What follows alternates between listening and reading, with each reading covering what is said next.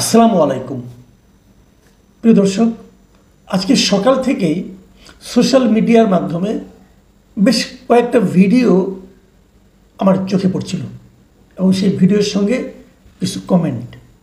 আমি ধরে নিচ্ছি সোশ্যাল মিডিয়ার কমেন্টগুলো অনেক সময় একটু বাড়াবাড়ি থাকে, কিন্তু ভিডিওগুলো তো মিথ্যা কথা বলছে না।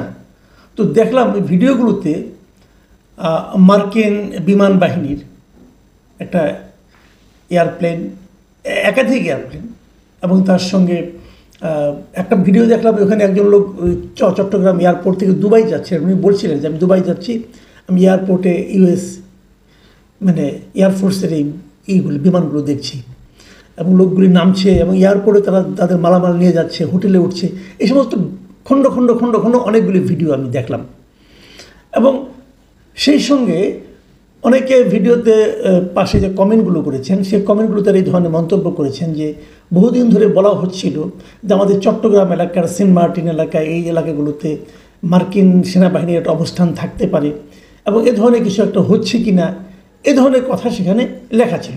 দেখুন, স্পেকুলেশন তো অনেক কিছুই থাকে।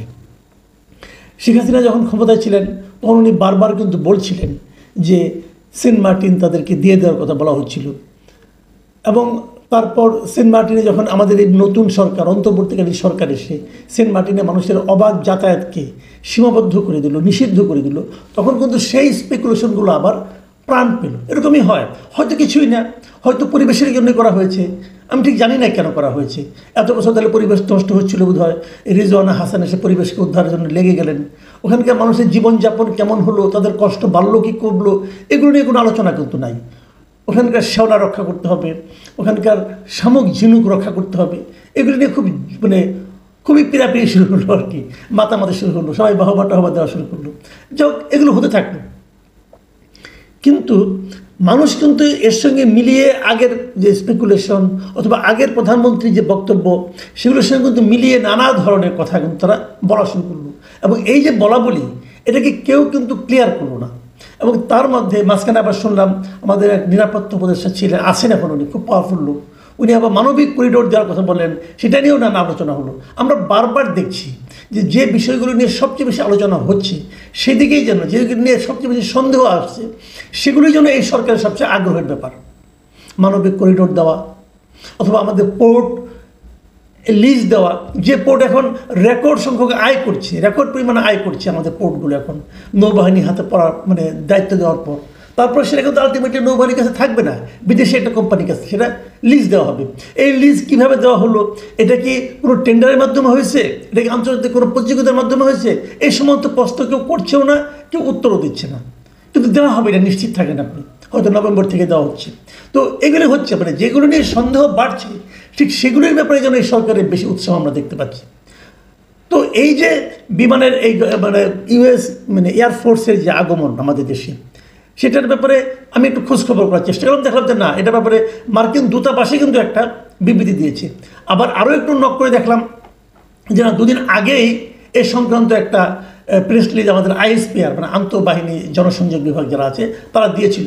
সেটা 14 তারিখে রবিবার, গত রবিবার তারা একটা বিবৃতি দিয়েছিল এবং তারা বলেছিল যে এটা একটা অপারেশন প্যাসিফিক অ্যাঞ্জেল 25-3 এটা নাকি শুরু হতে যাচ্ছে আমাদের এখানে, এবং চট্টগ্রামের বিমান বাহিনীর ঘাঁটি জহুরুল হকের উদ্বোধন হয়েছে এবং সেই উদ্বোধনী অনুষ্ঠানে বিমান বাহিনী প্রধানরা ছিলেন এবং তারা জানিয়েছেন এখানে বাংলাদেশ বিমান বাহিনীর 150 জন এবং যুক্তরাষ্ট্রের 92 জন সদস্য অংশ নিচ্ছেন, এবং এখানে সেনাবাহিনী এবং নৌবাহিনীর সদস্যরাও এই মহড়ায় যোগ দেবেন। আইএসপিআরতে তখন জানানো হয়েছিল এই মহড়া দুই দেশের বিমান বাহিনীর পেশাগত দক্ষতা বৃদ্ধি করবে, অভিজ্ঞতা বিনিময়, আন্তঃকার্যক্ষমতা জোরদার, এরকম অনেক কিছু তারা করবে, আমাদের অনেক লাভ টাভ হবে আর কি। তো আমাদের লাভ এতদিন দরকার পড়ে নাই, হঠাৎ করে এই সরকারে আমলে এসে দরকার পড়ছে কেন সেটা জানি না, আমরা বলতে পারবো না। তো লাভ যদি হয় ভালো, হঠাৎ করে আমরা লাভের মুখ দেখা শুরু করেছি যুক্তরাষ্ট্রের কাছ থেকে তাও, এবং সেই লাভ দেওয়ার জন্য তাদের বিমান বাহিনীর লোক উড়ে এসে আমাদের এখানে চলে এলেন, যাক ভালো, এগুলো নিয়ে আমরা কোনো খারাপ কিছু বলবো না। কিন্তু আজকে যখন তারা এলেন তখন আমরা মার্কিন দূতাবাসের কাছ থেকে একটা প্রেস রিলিজের মতো পেলাম, সেখানে সেই বার্তায় বলা হয়েছে, এই বার্তাটা আপনারা একটু ঠান্ডা মাথায় খেয়াল করেন। বার্তায় বলা হয়েছে যে কেন তারা আসছে, তারা বলেছেন যে মানবিক সহায়তা এবং দুর্যোগ মোকাবেলাকে কেন্দ্র করে পরিচালিত 7 দিনের বহুপাক্ষিক এই কর্মসূচিতে অংশ নিয়েছেন যুক্তরাষ্ট্রের 92 জন এবং বাংলাদেশ বিমান বাহিনীর 90 জন সদস্য। এটা কে বলছে? মার্কিন দূতাবাস। একটু আগে যেটা আইএসপিআরে পড়লাম সেখানে কিন্তু ছিল বাংলাদেশ বিমান বাহিনীর 150 জন। 150 জন থেকে কমে এখন 90 জনে আসুক। তারপর তারা বলেছেন শ্রীলঙ্কা বিমান বাহিনীর 2 জন চিকিৎসাকর্মী, ওরেগন এয়ার ন্যাশনাল গার্ড এবং আঞ্চলিক সহযোগী অংশীদাররা এখানে থাকবে। খুব ভালো কথা। মার্কিন দূতাবাস আরও কি বলছে এটাও একটু মন দিয়ে শুনেন। তারা বলেছেন যে প্যাসিফিক অ্যাঞ্জেল 25 যুক্তরাষ্ট্র ও বাংলাদেশের চলমান প্রতিরক্ষা সহযোগিতা এবং মানবিক প্রস্তুতির অঙ্গীকারকে সুস্পষ্টভাবে প্রতিফলিত করে, যা ভবিষ্যৎ সংকটে দ্রুত ও কার্যকর প্রতিক্রিয়া জানানোর সক্ষমতা জোরদার করবে। খেয়াল করবেন, তার মানে আমাদের মধ্যে চলমান কি আছে? প্রতিরক্ষা সহযোগিতা। আমাদের সঙ্গে যুক্তরাষ্ট্রের প্রতিরক্ষা সহযোগিতাটা কি ভাই? এটা একটু বোঝার চেষ্টা করি আমরা। কি আমাদের তার সঙ্গে কিসের প্রতিরক্ষা সহযোগিতা সে আমাদের করবে? এটা কি চলমান, মানে আগের থেকে চলছিল? কবে থেকে চলা শুরু করলো? এই সরকারের আমলে চলা শুরু করলো নাকি আগের থেকে, অনেক আগের থেকে চলছিল? বিষয়টা কিন্তু ক্লিয়ার না। যদি এই সরকারের আমলে চলা শুরু করে সেটাকে আমরা জানি, সে জনগণ জানে নাকি জানার কোনো প্রয়োজন নেই? ডক্টর ইউনূস এবং তার সরকার জানলে চলবে? এটা আমি ক্লিয়ার না জিনিসটা, আপনারা একটু ক্লিয়ার হলে আমাকে বলবেন। আচ্ছা, তারপরে আবার বলছে যা নাকি ভবিষ্যৎ সংকটে দ্রুত ও কার্যকর প্রতিক্রিয়া জানানোর সক্ষমতাকে জোরদার করবে। একটু সতর্কভাবে খেয়াল করবেন যে ভবিষ্যতে যে সংকট হতে পারে যদি হয় সেখানে দ্রুত কার্যকর করবে। দ্রুত কার্যকর অর্থটা কি? তার মানে তারা আশেপাশে থাকবেন। আমাদের এখানে কোনো ঘাঁটি হতে যাচ্ছে? এই প্রশ্নটা কিন্তু ভাই আসবে।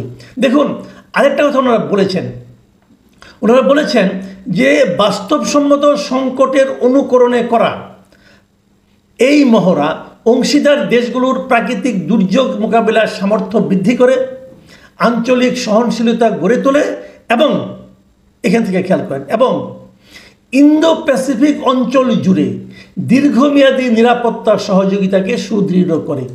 এই যে কথাটা, যে ইন্দো প্যাসিফিক অঞ্চল জুড়ে দীর্ঘমেয়াদী নিরাপত্তা সহযোগিতাকে সুদৃঢ় করে। ইন্দো প্যাসিফিক অঞ্চল জুড়ে দীর্ঘমেয়াদী নিরাপত্তা সহযোগিতা কে কার কাছে চেয়েছে? আমরা কি যুক্তরাষ্ট্রের কাছে চেয়েছি? চাইলে আমরা কেন চেয়েছি? এবং তারা যদি দীর্ঘমেয়াদী আমাদেরকে নিরাপত্তা সহযোগিতা দেয়, কীভাবে দেবে? প্রতিবার প্লেনে করে আসবে নাকি এখানে কোথাও থাকবে? দেখুন, এই সমস্ত অজুহাত দিয়েই কিন্তু এশিয়ার অনেক দেশে যুক্তরাষ্ট্র ঘাঁটি করেছে। দক্ষিণ কোরিয়ায় করেছে, কাতারে করেছে কিন্তু কাতারে কোনো কাজে লাগে নাই। কয়েকদিন আগে কিন্তু কাতারে যখন নাকি ইসরায়েল থেকে হামলা করা হলো তখন কিন্তু যুক্তরাষ্ট্রের ওখানে যে ঘাঁটি আছে সবচেয়ে বড় ঘাঁটি বলা হয় কাতারকে, সেই ঘাঁটি কিন্তু কোনো কাজে লাগে নাই। তারা কোনো কাজই করে না, চুপচাপ বসেছিল। তো ঘাঁটি করবে আমাদের এখানে? কোথায় করবে ঘাঁটি? সেন্ট মার্টিনে করবে? আমরা জানি না কিছু, বাট প্রশ্নগুলো তো উঠবে।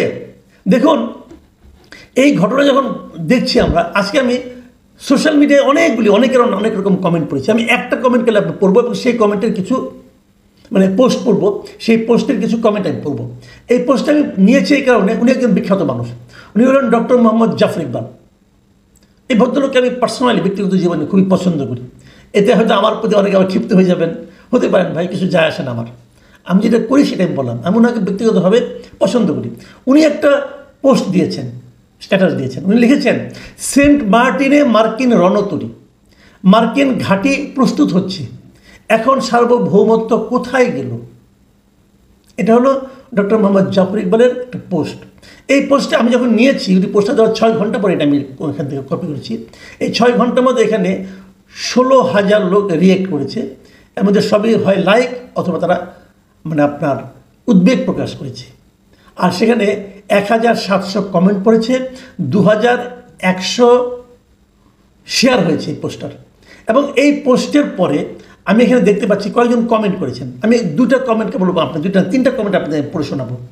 একটা কমেন্ট লিখেছেন মিস্টার নাসির উদ্দিন বিডি। তিনি লিখেছেন, আমেরিকার ওয়ার্ক পারমিট ভিসা চালু হবে, তাদের যেহেতু ঘাঁটি প্রস্তুতি নিচ্ছে, আমরা আমেরিকা হয়ে গেছি। একটু ফান করা, কিন্তু কমেন্টটা কিন্তু ইন্টারেস্টিং। আরেকটা কমেন্ট করেছেন ফারজানা আফরোজ। তিনি লিখেছেন, সকাল থেকে এই নিউজ ভিডিও বারবার আসছে, তার আর মনে হচ্ছে আমরা আবার পরাধীন হতে যাচ্ছি। আমি আরেকটা কমেন্ট পড়ব, আরও দুটো কমেন্ট। সে একটা লিখেছেন মাহবুব হক, তিনি লিখেছেন শেখ হাসিনা তো দেশ বিক্রি করে দিয়েছে, কোনো দলিল বা চুক্তিপত্র ইউ সরকার দেখাতে পারেনি। ইউ ইউ মানে কোথাও আমার মনে হয় এই বলতে কী বোঝাচ্ছে আমি জানি না, হয়তো ইউনুসও হতে পারে, আই এম নট শিওর। এই 1 বছরে কিন্তু ইউ গং বিক্রির কাজটা ঠিকই করে ফেলেছে, সবই তো দৃশ্যমান হচ্ছে। আমি আরেকটা কমেন্ট পড়ছি, এটি শেষ কমেন্ট। সৈয়দ জাহিদুল নবী তিনি লিখেছেন very true, 100+ US Army personnel arrived today in Chittagong. Hotel Radisson Blu made empty for their stay. Full Chittagong city put on extra security. মানে পুরো চিটাগাং সিটির মধ্যে একটা বাড়তি নিরাপত্তা জারি করা হয়েছে এবং রেডিসন ব্লু যেটা আছে চিটাগাংয়ের, সেটাকে খালি করে দেওয়া হয়েছে এদেরকে থাকার জন্য। দেশে কি এখন সে ধরনের কোনো মারাত্মক সিচুয়েশন উপস্থিত হয়েছে যেমনভাবে একটা 5 স্টার হোটেলকে খালি করে তাদেরকে রাখতে হবে এবং চিটাগাং সিটিতে বাড়তি নিরাপত্তা করতে হবে? কেন? আসলে হচ্ছেটা কি? কিছু হয়তো কিছুই হচ্ছে না, আমি জানি না কি হচ্ছে, কিন্তু আমি এটুকু অন্তত তোমাকে বলতে পারি মানুষের মধ্যে একটা সন্দেহ তৈরি হয়েছে, মানুষ আতঙ্কিত বোধ করছে এবং এগুলো হয়তো কিছুই হতো না, কিন্তু মানুষ মেলানোর চেষ্টা করছে যে আগের সরকার প্রধান যে আশঙ্কাগুলি প্রকাশ করেছিল সেই আশঙ্কাগুলিকে বাস্তবায়িত হতে যাচ্ছে, হয়তো হচ্ছে না, কিন্তু মানুষের মধ্যে সন্দেহটা জাগ্রত হয়েছে। এই সন্দেহটা কিন্তু দূরীকরণের দায়িত্ব এই সরকারের। সরকার কি বলবে আমি জানি না, এবং কি বললে মানুষ বিশ্বাস করবে সেটাও জানি না, অথবা কি বললে মানুষের সন্দেহটা আরও তীব্র হবে সেটাও আমি বলতে পারবো না। তবে আমি সরকারের কি বলে সেটা দেখার অপেক্ষা আছি। প্রিয় দর্শক, এখন এ পর্যন্তই। আল্লাহ হাফিজ।